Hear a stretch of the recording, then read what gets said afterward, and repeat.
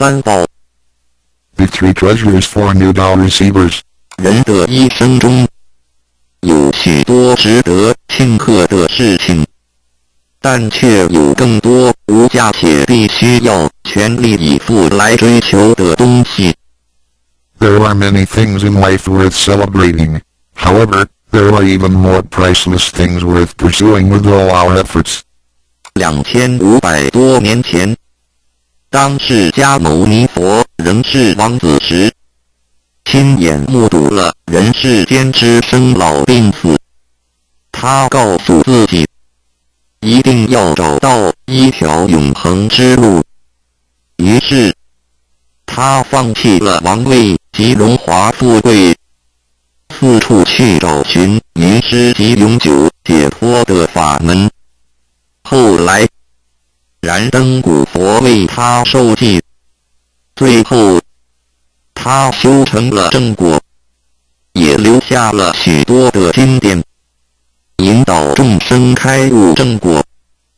About 2,500 years ago, when Sakyamuni Buddha was still a prince, he witnessed the four sufferings of life: birth, old age, sickness and death.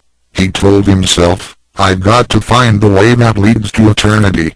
Thus, he gave up his throne and fortune in search for an enlightening master and the way to eternal liberation. Later, he was initiated by Dipankara Buddha and eventually reached Buddhahood. Sakyamuni Buddha's teachings were collected by his disciples as sutras. The large collection of sutras have continued to guide sentient beings even till this day.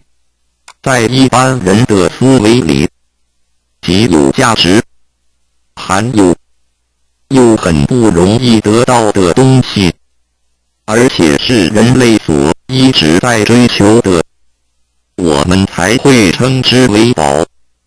今天，您在上天的恩典及诸佛菩萨的祝福下求了道，得了三宝。这个道就是当初佛及古往今来的修行者宗教家倾毕生之力所追寻的永恒之路。过去因为天时未至，道是单传独授，得道者稀，修行者常有踏破铁鞋无觅处之憾。如今上天慈悲大开普渡，得道者众，求道者可说是得来全不费功夫。虽然得道容易，也是自己累世佛缘根基深厚，祖上有德所致。所以，当您求完道时，大家都给您道喜。Generally, we call a precious, valuable, and rare item which is highly sought after as a treasure.